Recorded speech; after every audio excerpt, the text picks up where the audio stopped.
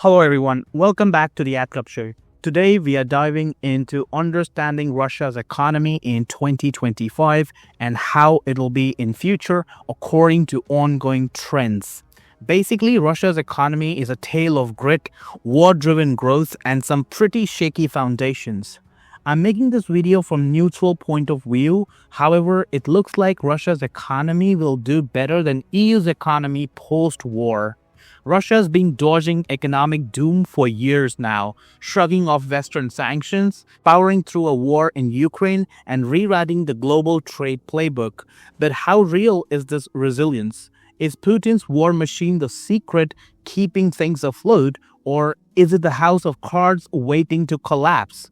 There are several possibilities, and we are going to break it all down. We'll talk about GDP, inflation, trade, unemployment, physical health by using the latest data. I have also tried to do a bit of SWOT analysis to figure out what's propping Russia up, what's dragging it down, and what's coming next. So without wasting time, let's get started. Let's kick things off with the big picture. As of March 2025, Russia's economy is a bit like a bear that's been poked, prodded, and starved, but it's still growling. The International Monetary Fund forecasts Russia's GDP growth at 1.3% this year. That's a steep drop from 4.1% in 2024. Meanwhile, the Kremlin's got a rosier view. Prime Minister Mikhail Mishustin pegged it at 2.5% on March 26, according to TASS media. So why there is this mismatch? Well, governments betting big on state spending. Think military bases, new roads to China, and social handouts to keep the economic engine running. But the IMF is sounding the alarm. The war economy is cooling off and sanctions are tightening the nose. So what's fueling this economy? Since the Ukraine war kicked off in 2022, Russia's gone all in on a war footing. Military spending hit a wild 13.5 trillion rubles for 2025. That's about 130 billion euros as per State Duma's budget from November 2024. That's 7 to 8% of the GDP, the highest since Soviet days. It's lit a fire under defense industries. War production is up by 60% since late 2022, according to CEPR. Picture tank factories humming, drone assembly lines buzzing, ammo plants cracking out rounds non-stop. But here's the rub. Outside the war bubble, things are sluggish. This means employment beyond weapon manufacturing is just mediocre. There is a boom, but only in Russia's military-industrial complex. Mining is flatlined, retail is barely breathing. Industrial growth in February 2025 was hardly 0.2%. This isn't a well-rounded economy. It's a wartime beast with everything else on life support. To be fair, Russia is a deindustrialized economy. Their strength is in sale of energy and commodities. They don't really manufacture things. Whatever they manufacture is limited to weapons and probably automobiles. Now here's something really interesting happening. Russia is quietly putting tariffs on Chinese goods and services. Russia is doing this because after war ends, people who were working in weapon factories will go unemployed. So in order to give them employment, Russia is creating or probably reviving its domestic industries. So in this case, it needs to reduce the imports from China, as China has pretty much taken over Russia's market. How will this unfold is yet to be seen. Now, inflation is a whole another monster. It's clocking in at 10.1% in early 2025. This is more than double the Central Bank of Russia's 4% goal. So what's driving this inflation? Well, there is not one reason for this. Basically, war has trashed supply chain, food is scarce and shipping is a mess, while a wobbly ruble and all that government cash are jacking up prices. In short, war economies are expensive and Russia is one of them. FMCG and groceries like eggs, butter, bread have got hiked by 20 to 30% over the past year. In order to fight back, the central bank cranked its key interest rate to 21%. That's record high. It means Russian companies are going under huge debt, which they have to pay in near future. So you can expect major bankruptcies after war ends in Ukraine, or probably even before that. High interest rates means borrowings are brutal. Mortgages have shot from 7% in 2022 to 22 to 23% in 2025. Small businesses are gasping and families are cutting back. This has got Putin ticked off. He called it for freezing the economy. It means he called for holding everything tight. Don't increase the number. But is that really possible? Well, you decide. Trade is a wild card here. Europe is slashing Russian gas down to 31 billion cubic meter in 2024 and maybe just 16 to 18 billion this year.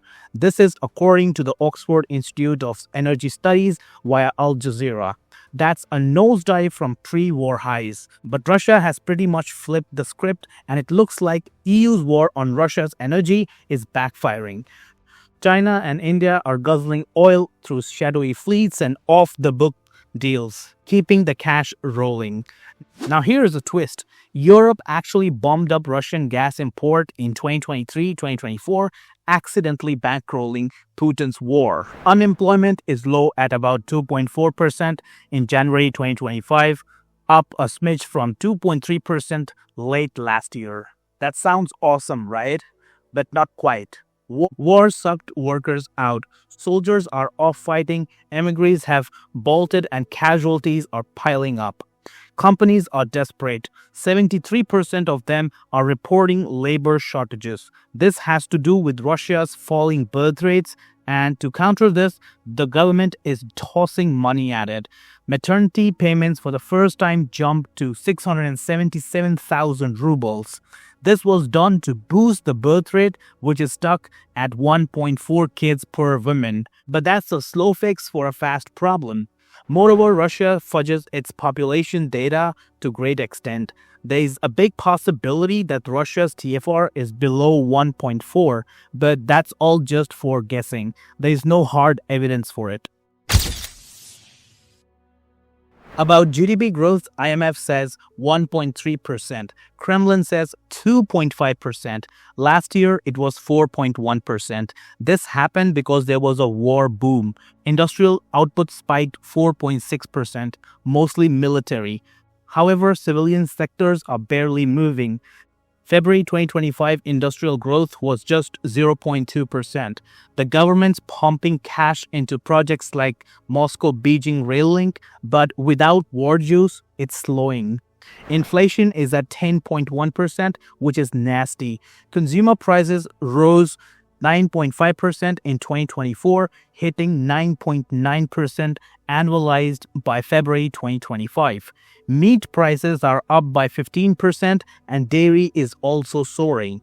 Everyday stuff is getting pricier. The central bank's 21% rate is a blunt tool. Bank of Russia hopes for 7% by year end if the ruble holds to its value. However, war and sanctions keep it smearing. Interest rate is a gut punch. It's currently at 21%. It steadied the ruble, which was down by 21% in 2024 to 110 per dollar. But the problem with this is that it's killing the growth. Loans are drying up as consumers' credits are down by 30% since 2023, and small businesses are folding left and right. Europe's gas imports are crashing, but Asia's a savior. Oil to China and India is booming, and grain export hit 72 million tons in 2024. A US ceasefire push might ease sanctions on fertilizers, where there is a huge potential for exports. Unemployment is at 2.4%, which hides the chaos. This war created around 1.6 million jobs in Russia, but those jobs were limited to only military-industrial complex. Tech is bleeding as IT layoffs are spiking. The maternity boost to 677,000 rubles aims at a demographic crisis because population is shrinking and war is making it worse. Russia's economy is on a razor's edge. War is propping it up, but it's a shaky scaffold. Now let's talk cash. How is Russia paying for all this? Well, the budget was near balance in 2025 thanks to oil money and 1.2 billion in privatization plans. Oil is the backbone for whatever Russia is doing right now. Energy is one third of Russia's revenue, with Brent crude at $70 a barrel, keeping things afloat. The US tried to put oil glut on Russia, but it didn't really work out because China and India refused to take part in it. But military spending is wrapping the picture. Some call it a cocaine-fueled boom that could crash if peace hits. The deficit is creeping up, 1.7 trillion rubles in January alone. New taxes are getting introduced, 20% on high earners, 25% on corporations. This is done in order to plug gaps. Sanctions are actually killer, no matter how much Russia tries to portray in a different way. Russia has no access to global markets, so Russia's raiding and consuming its national wealth fund. It's down to $37.5 billion in liquid assets from $112.7 billion pre-war. This war is turning out to be an economic and financial black hole. $250 billion spent by mid-2024 as per Wikipedia. Now it would be even more. If oil dipped below 65% as per central bank's fears, it's lights out. There will be crisis in Russia's economy. This is a high-stake balancing act. Oil is the lifeline, but it's fraying. So what's next for Russia? Let's sketch out 3 scenarios for 2025 to 2027, or maybe until 2028. Scenario 1 is ceasefire and a breather. Growth might hover at 1 to 2%. Sanctions could ease on agricultural stuff like fertilizers. Exports might jump 10%, but that's just a random calculation, not guarantee. Inflation might drop to 6 to 7% by 2026 if the ruble stays firm. But peace talk could tank the war economy. Factories might idle. GDP could dip 1 to 2%. Europe's gas cuts keep the heat on. Basically, there are many companies and individuals who are benefiting from this war, not just in Russia, but also in US, China, and even in India. Scenario 2 is war without end. If Ukraine drags on, growth might stall below 1% by 2026. Inflation could lock in about 10%, which can fuel socio-political unrest. Real rates can be as high as 20% as per the Moscow Times. Now, here is something which Russia will have to consider. Asia won't and cannot fully replace Europe. Gazprom's exports are on decline. The ruble might slide past 120 per dollar and oil below $65. That's central bank's ultimate nightmare. It's a slow chokehold. This scenario will probably destroy Russian economy even if they win a war in Ukraine.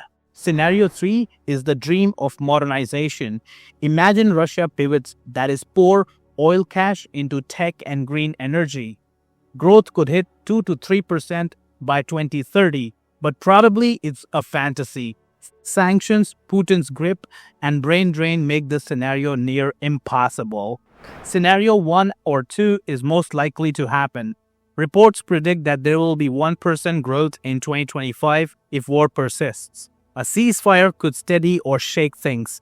Russia is not collapsing, but 2024's boom is history and it's not coming back. These scenarios should be taken very seriously because if Russian economy doesn't properly recover and function, then there will be a socio-political problems in Russia, which will not be good for EU because in that case, there will be high possibility that Russia might start another war to keep its economy going. Estonia, Latvia, Lithuania, or even Poland could be next. It's unlikely that Article 5 of NATO will be invoked. I mean, the US will not come to save these countries if Russia attacks them. So the moral of the story is, it's good for everyone that Russia's economy doesn't tank and becomes normal after the war. Now let's wrap with a SWOT breakdown. First, strengths. Resources are Russia's ace. Oil, gas, metals are in abundance in Russia, and with that, Asia is hooked. Russia has cultivated good market for its commodities in China and India. The military-industrial complex is roaring with 8.5% manufacturing growth in 2024. However, it'll soon cool down after a war, but for now, it's doing its job. Then coming to weaknesses, sanctions are straitjacket. No global finance and no tech. Energy is 40% of Russia's GDP. Oil is a single point of failure. Russia is also having problem with its demographics. Population is shrinking and war is making it worse. But with these weaknesses, Russia also has opportunities. A ceasefire could open doors for exports of Russian commodities. The Arctic is warming and melting, which will create new land and oil as per 2020 Russia's plan. Russia doesn't have many allies, but BRICS ties with China and India might dodge Western rules. Sanctions to be exact. Finally, threats. War is a cash vortex. $250 billion gone as for Wikipedia. Europe could ditch gas. Inflation is steering trouble and Putin is clashing with the central bank. A recession is lurking if oil or war falters. This means that there's a high possibility that poverty might increase in Russia. Russia is a savior, but it's on thin ice. So friends, that's about Russia's economy in 2025. It's tough, tangled, and teetering. It's beaten the odds, but the cracks are widening. Can it adapt or is a burst coming? Drop your thoughts below, subscribe for more deep dives, and hit the bell so that you don't miss out. Thanks for watching. See you next time. Peace out.